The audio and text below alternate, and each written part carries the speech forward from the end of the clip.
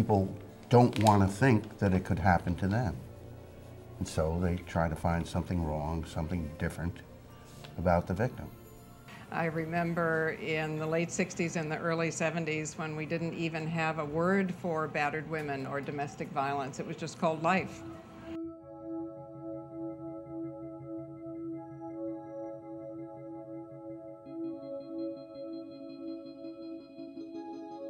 You want to go to the moon? Do you want to go to the moon? Marion, did Jim really give Dorothy a black eye? Oh, Trade you 2 wife beaters for 1 smuggler. Make it 3. 3! But if you want results, hit her in the mouth with a leg of lamb.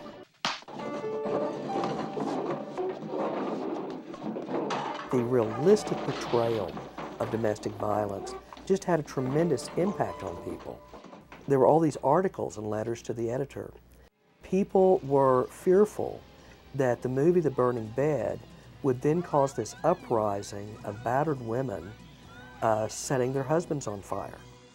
There was not one man killed by a woman pouring gasoline on the bed and setting it on fire. But after that, many states reported it was battered women who were being killed by being burned alive when they were sleeping. The evidence will show that the face you'll see will be the face of a batterer, a wife beater. Wait a minute, what's your name? Nicole Simpson. Okay, is he the sports... That core issue of domestic violence got lost in all the shoutings over race and improper police procedures. The domestic abuse, to me, that was a waste of time. This was a murder trial, not domestic abuse. Shapiro and Bailey and Cochran and all those top-end lawyers for this case, they certainly made sure that the domestic violence was lost in all the shouting. When the O.J. Simpson case was very prominent in the media, we had women telling us that their husbands would cut articles out of the newspaper and tape them to the coffee pot or leave them on the kitchen table and say, see there, I could do this, I could get away with it. Target 3 investigator Dave Summers tells us 54-year-old Dr. Bruce Feldman is also facing domestic violence charges stemming from a love triangle. The media always, newspapers, television, always describes these things as love stories. He couldn't live without her.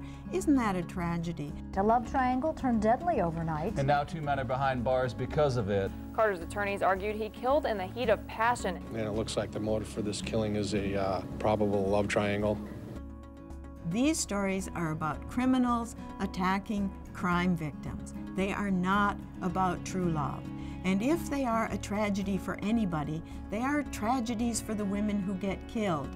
And they are tragedies for the rest of us who see what happens to women who try to resist and try to maintain their own lives. And they're tragedies for a society in which this violence spreads.